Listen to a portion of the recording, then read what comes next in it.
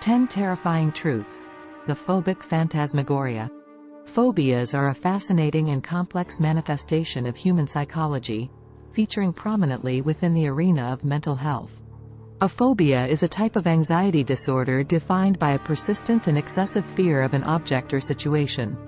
This fear is often deemed irrational or beyond one's control, causing substantial distress and interference in daily activities. Phobias are incredibly diverse and can focus on anything from specific objects, animals, and situations, to social interactions and environmental conditions. Understanding phobias not only gives us insight into the human fear response, but it also provides valuable perspectives on how our minds cope with anxiety, how our past experiences shape us, and the ways our environment influences our mental health. 1. The arcane nexus between fear and phobia. The beast of fear huddles in every human heart, always ready to jump at perceived dangers. It's the alarm system that evolution installed in us, no extra charge.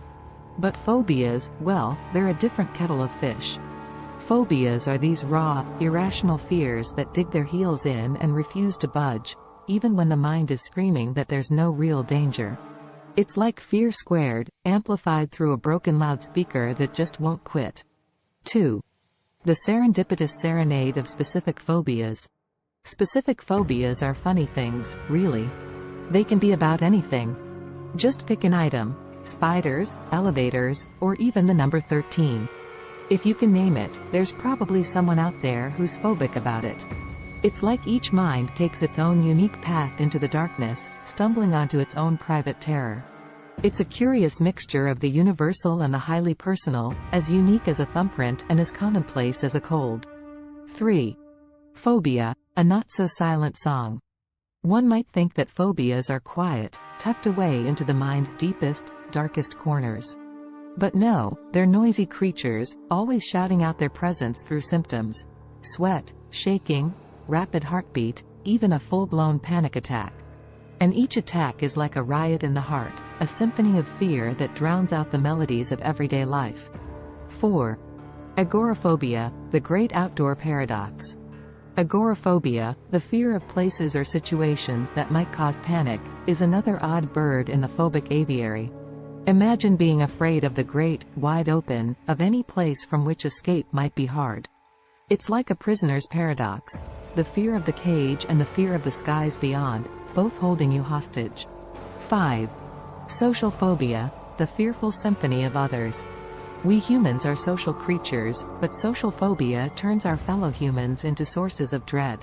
It's the dread of scrutiny, of humiliation, of messing up in the eyes of others.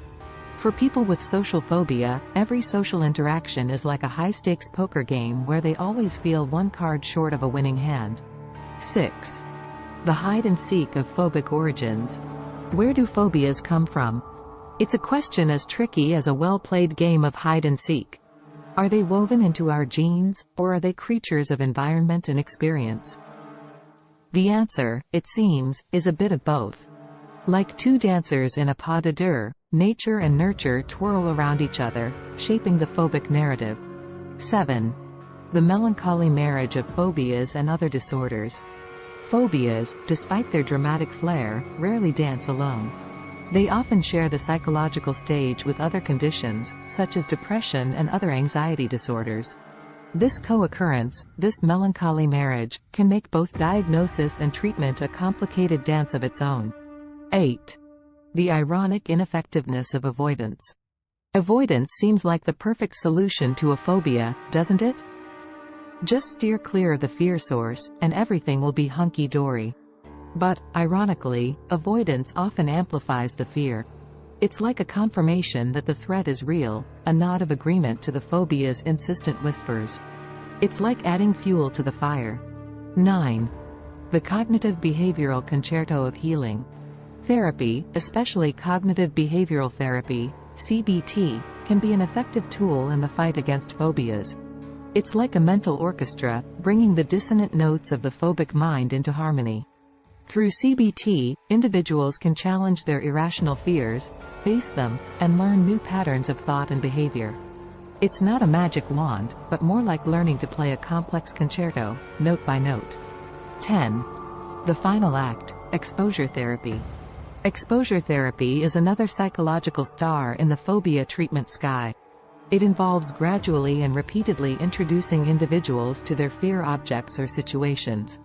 This process of desensitization, much like running scales on a piano, reduces the intense reaction over time. The phobic mind slowly learns that the feared object isn't as dangerous as it once seemed. And that's when the music of life starts to drown out the cacophony of fear. So, here we are, at the end of this phobic odyssey, having explored the labyrinthine depths of phobias, those haunting specters of the mind. We've glimpsed their shadows and their substance, their origins, and their oddities. We've seen how they're much more than mere fear, and how they can seize the human heart with a grip as cold as ice and as hard as diamond. And yet, we've also seen the glimmers of hope, the potential for healing. It's a complex, phobic symphony that we all must learn to play, in one way or another.